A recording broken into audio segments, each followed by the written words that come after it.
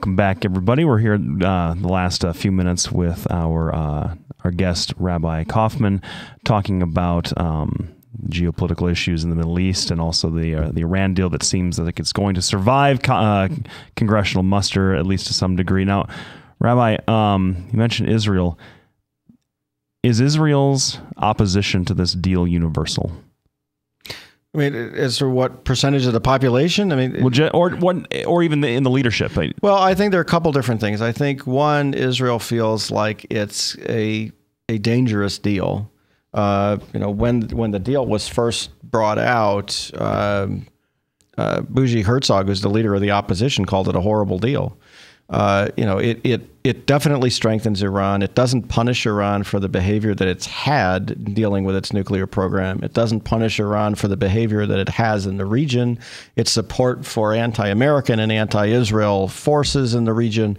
It's dangerous. That's the primary concern. One of the bigger concern in Israel actually has to do with the U.S.-Israel relationship, and concern of how much objecting to this deal could hurt that relationship and how far to push objecting to this deal. I mean, those are really their concerns. Sure. You had people who said, we don't like the deal, but we don't want Netanyahu going to Congress to talk about it because he's going to upset the president, he's going to upset the Democrats, blah, blah, blah, right? From my perspective, Obama can't show any more disregard or disrespect to the Israeli people than he's already shown. I know Blake disagrees, but you can't do some of these protocol things to Netanyahu. Not have it go, well, hold on, what are you doing? Well, I mean, and so the argument right now basically is that President Obama is going to be in office, for a year and a half longer. Somebody else is going to come in, and we want to maintain the relationship going forward. It's somebody else. This deal is a longer term deal. You could have a president with a completely different perspective as it goes forward. And the reality is, do you believe that anybody who's a not U.S. president is going to be willing to let Iran get a nuclear weapon? If the answer to that question is no, then you're less worried about going forward than you are about current issues. And so the concern right now is, look, the president has got the votes probably to get this thing passed. The question is, do you want to be on the record in support of it now, or do you want to maintain your opposition to it now, even though it's irrelevant largely? Because if you look at what happened with the Iraq War, right, there were people who objected to the Iraq War all along, and at the last minute they voted for it, right? They voted for it. Now, how are they treated now? Are they treated as people who opposed the deal, or are they treated as people who voted for it? Right? If you look at how they're treated, they're almost universally treated as people who voted for it. Yep. So say hello to President Hillary Clinton. So there is merit in saying, look, we have concerns about this deal. The concerns aren't going away anytime soon. They're not going away because of the political dynamic that the president has more votes and it's going to be irrelevant to maintain opposition. And so it makes sense for people to continue their opposition, but not to be insulting and horrible about it and cause all kinds of damage. So the advice to the Israeli lawmakers and ministers, for example, that I've heard from both the left and the right in the Israel advocacy community is to just shut up because their comments aren't helping. Netanyahu's relationship with the president is already bad.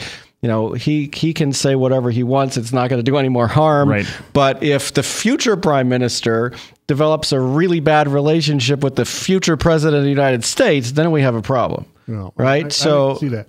Well, my next question is, Obama is doing a lot of arm twisting and everything else to get enough votes so that his veto can carry. Right. Well, not even that. He could actually potentially prevent a vote in the Senate entirely. Yeah, and that's true, too. But the thing is, and this is a local U.S. question that I'm hoping you can answer.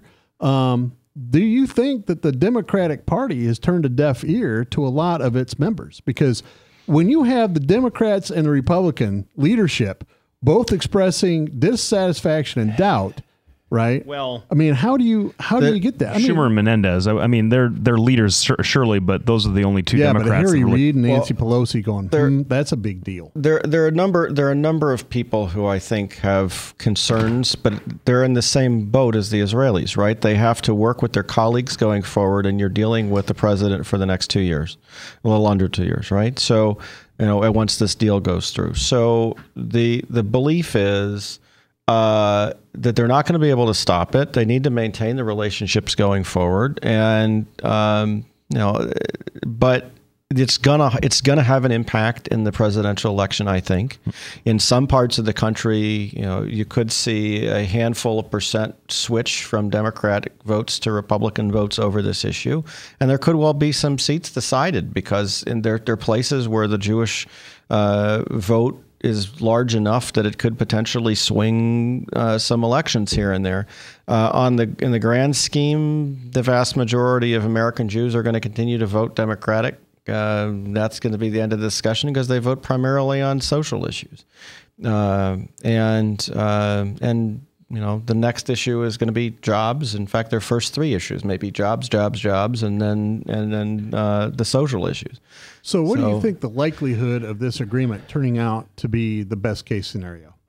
I think it's pretty low that it's either going to be the best or worst case scenario. I think more than likely what you're going to have is a battle over how it turns out over the next multiple years with some of the worst case scenario stuff coming to pass and probably some of the best case scenario coming to pass.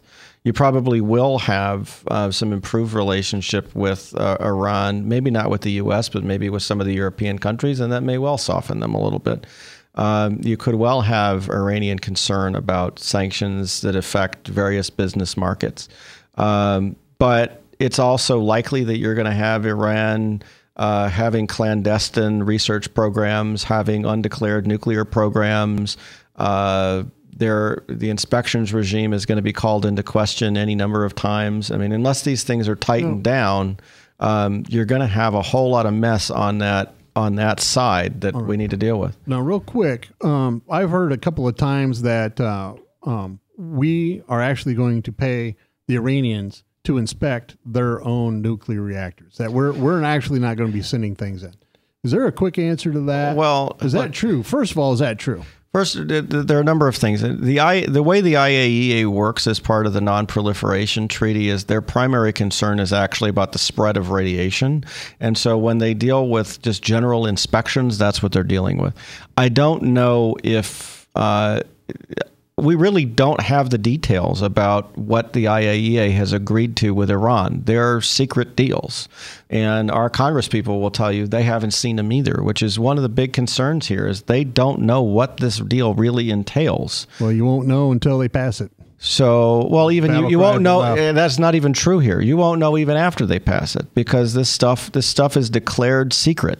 So there are Iranian military facilities that we will not be able to inspect at all, at least as far as we understand publicly.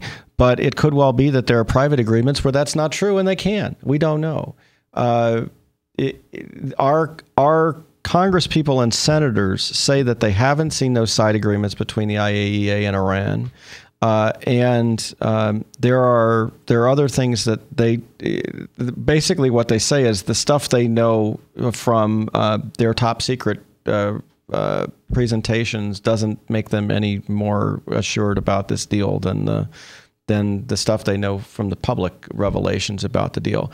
Yeah. And so there are a number of concerns, and I think what's going to happen is that Congress is going to pass the deal and is going to allow it to go forward in some fashion, whether they don't override the veto or they don't even vote on it in the Senate, but that they're going to get down to actually working on the specifics of what needs to be done. I don't know how they go about doing that, but I think that's where the discussion is now. All right. We want to thank Rabbi David Kaufman for coming in and talking with us about Middle East. I learned a ton. I'm sure you learned a ton. I certainly did. So this has been awesome. Thank you for having me on. Anytime. We'd love to have you on every week if we could. Yeah. So thanks everybody for tuning in. We'll be back next week with the same lovable faces you've come to appreciate. Yes. Thanks everybody for tuning in. We'll be back Good night. next week. Hi, I'm Representative Tom Shaw, and I love these guys. Both of them. Love these guys. Get over here. Get over here. Love both of them.